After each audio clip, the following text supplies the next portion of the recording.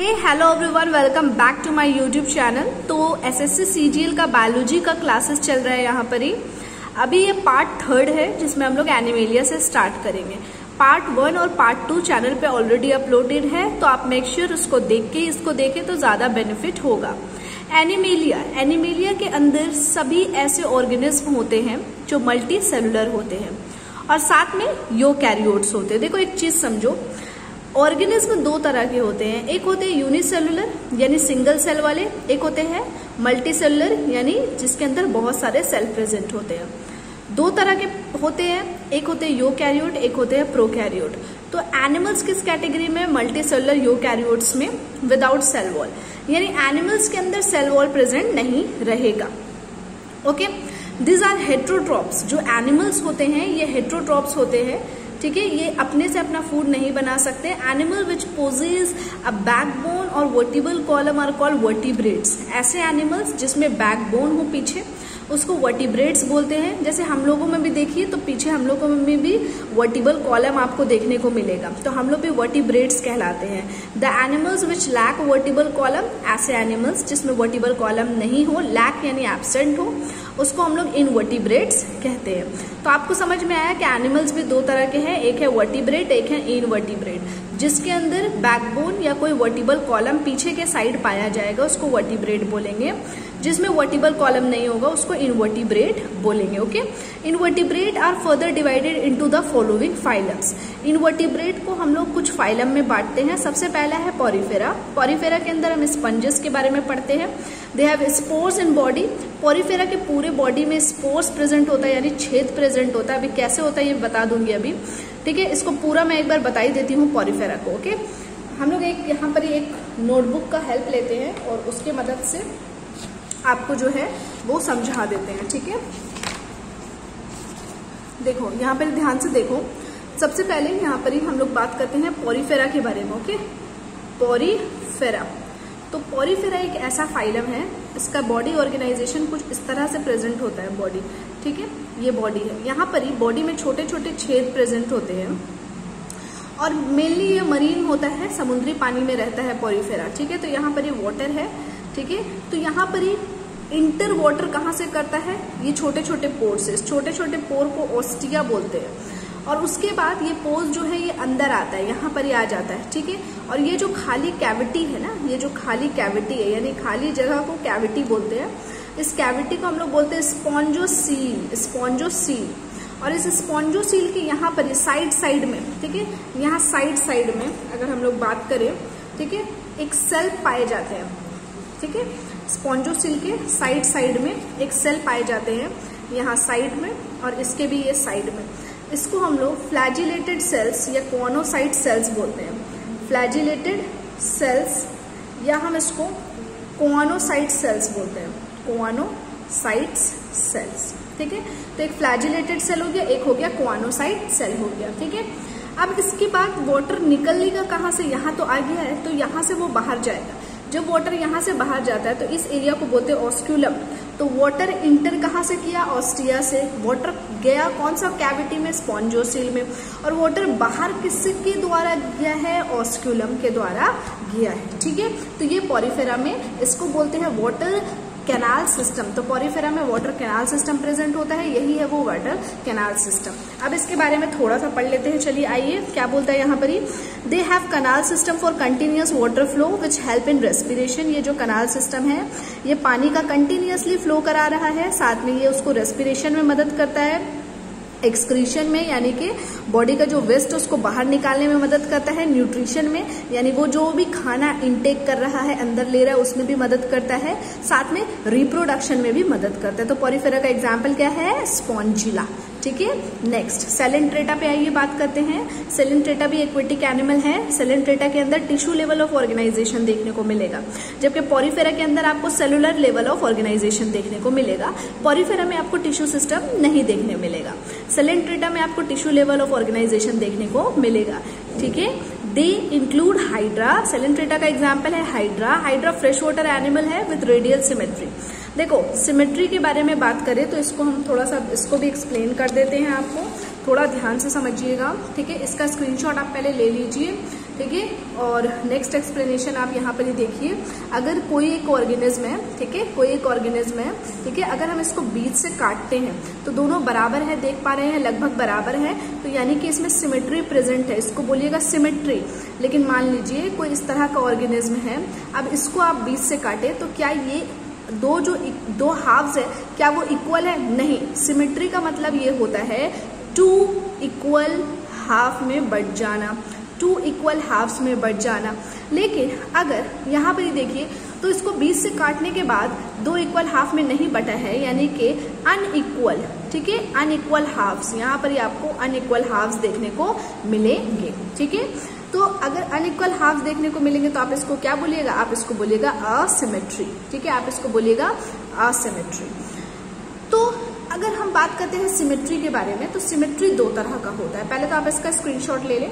और अगर हम लोग बात करते हैं सिमेट्री के बारे में, सिमेट्री, तो सिमेट्री भी 2 तरह का होता है। एक होता है रेडियल सिमेट्री, रेडियल सिमेट्री, ठीक है, रेडियल सिमेट्री। एक होता है bilateral symmetry, bilateral symmetry.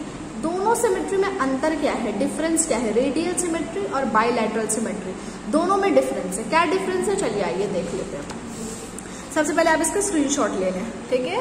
Next यहाँ आते हैं हम लोग और समझते हैं। चलिए पहले हम लोग समझते हैं कि बाइलैटरल सिमेट्री को समझते हैं, बाइलैटरल सिमेट्री, ठीक है, बाइलैटरल सिमेट्री को समझते हैं। अगर एक ऑर्गेनिज्म है और इसको आप सेंटर से किसी एक प्लेन से काटते हैं तभी ये 2 इक्वल हाफ में बंटता है, तो हम इसको बाइलैटरल सिमेट्री बोलते हैं। रेडियल सिमेट्री क्या होता है? रेडियल सिमेट्री, अगर एक ऑर्गेनिज्म है उसको सेंटर से किसी भी प्लेन से काटते जाओ, सेंटर से किसी भी प्लेन से काटते जाओ, वो इक्वल हाफ में बटेगा, that is called as radial symmetry. तो बाइलैटरल सिमेट्री में क्या है कि ओनली 1 प्लेन से काटना है, ओनली 1 प्लेन, ठीक है, सिर्फ एक ही प्लेन से काटना है आपको। तो आपको यहाँ क्या मिलेंगे? 2 इक्वल हाफ्स मिलेंगे, 2 इक्वल हाफ्स मिलेंगे। लेकिन रेडियल सिमेट्री में क्या है? एनी प्लेन, सेंटर से काटना है बट कोई भी प्लेन ले लीजिए, तो यहाँ पर आपको 2 इक्वल हाफ्स देखने को ही मिलेंगे, राइट। तो यहाँ पर ही ये आपको दिख रहा है, इसका स्क्रीनशॉट ले लीजिए प्लीज, ठीक है। चलो आगे बढ़ते हैं। तो अब यहाँ पर आ जाते हैं अपने थ्योरी पार्ट पे। तो थ्योरी आपको बोलता है, देखो, coelenterata are aquatic animals of tissue level of organisation, they include hydra, hydra fresh water animal और रेडियल सिमेट्री। तो रेडियल सिमेट्री याद कीजिए कि सेंटर से कोई भी प्लेन से पास करेंगे तो 2 इक्वल हाफ में बट जाएगा। These are sedentary animals, these are sedentary animals।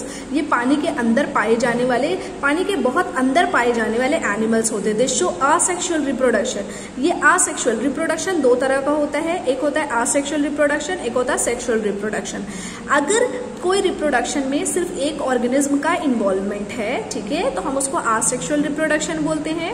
अगर मान लीजिए 2 या 2 से ज्यादा ऑर्गेनिज्म का इन्वॉल्वमेंट है तो हम उसको सेक्सुअल रिप्रोडक्शन बोलते हैं। तो सैलिएंट्रेटा में एक ही ऑर्गेनिज्म है, that is asexual reproduction through बर्डिंग।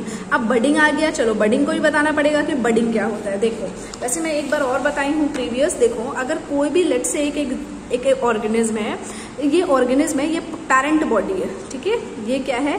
ये पेरेंट बॉडी है। पेरेंट बॉडी में क्या हुआ है, देखो ध्यान से, पेरेंट बॉडी में क्या हुआ है कि एक छोटा सा बर्ड निकल गया, ऐसे छोटा सा बर्ड निकल गया, बर्ड, डॉटर बर्ड है, ठीक है। बाद में क्या हुआ, कुछ टाइम के बाद ये बर्ड बहुत ही बड़ा हो गया। अब जब बड़ा हो जाता है तो क्या होता है? पेरेंट से डिटैच होने मांगता है, तो ये डिटैच होने मांगा, ठीक है, ये डिटैच होने मांगा। और डिटैचमेंट के बाद आराम से एक पेरेंट और एक डॉटर, यहाँ पर एक जो है वो पेरेंट बन गया और एक जो है वो डॉटर बन गया। तो देखो, इस तरह से बर्डिंग का प्रोसेस होता है, जो बर्डिंग हाइड्रा में देखने को मिलता है, ठीक है, याद रखिएगा। तो एक पेरेंट बॉडी, इसमें छोटा सा बर्ड डेवलप किया है, बाद में यही बर्ड जो है वो बड़ा हो गया है और यहाँ से डिटैच हो गया है, तो एक जो है पेरेंट आ गया और एक जो है वो डॉटर आ गया। तो यहाँ पर ये बर्डिंग का भी प्रोसेस हो गया। चलिए आगे बढ़ते हैं।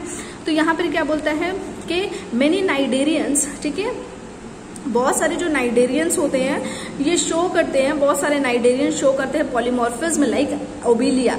पॉलीमॉर्फिज्म का मतलब होता है अल्टरेशन ऑफ जनरेशन। ये लोग क्या करते हैं, अपना जनरेशन चेंज करते रहते हैं सेक्सुअली और आसेक्सुअली, एक से दूसरे, दूसरे से तीसरे फॉर्म में। यानी कि फॉर एग्जाम्पल अगर आप आटा बना लिए, आटा गूंद लिए, ठीक है ना, तो आप पूड़ी के लिए अलग उसको बनाए हैं, उसका छोटा छोटा टुकड़ा, ठीक है, पराठा के लिए अलग। तो आप ऐसा भी तो कर सकते हैं ना, पराठा वाला जो लोई है उसको उठा के पूड़ी बना सकते हैं और पूड़ी वाला लोहे को पराठा बना सकते हैं। तो वही होता है अल्टरेशन ऑफ जनरेशन। इसमें ये अपना बॉडी फॉर्म चेंज करता है, जिसको बोलते हैं पॉलीमॉर्फिज्म, लाइक ओबिलिया, ठीक है। और ये ऐसे क्वेश्चन भी आ जाता है।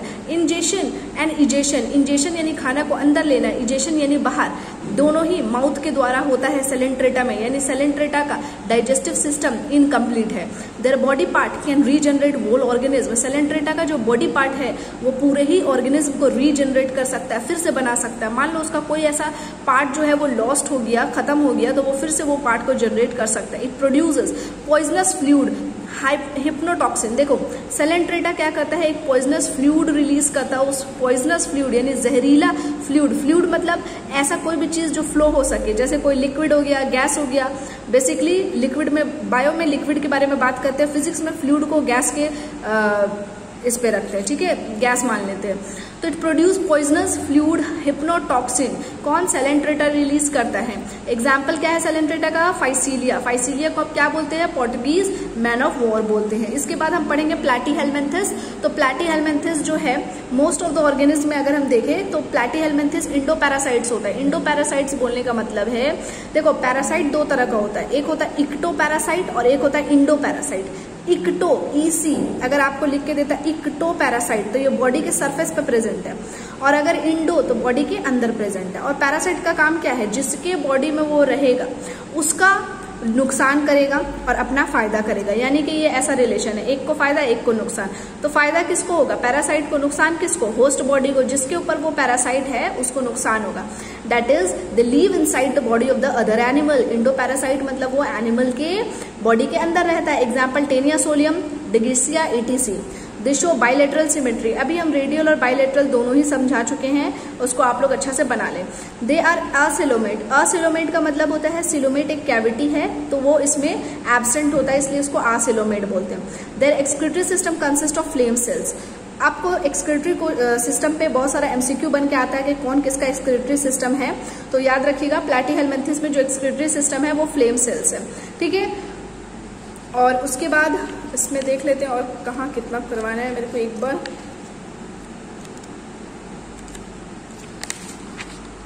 अच्छा, इसमें आगे भी हैं, ठीक है। तो आज के लिए इतना ही, मिलते हैं नेक्स्ट वीडियो में और नेक्स्ट पार्ट के साथ, तब तक पढ़ते रहिए।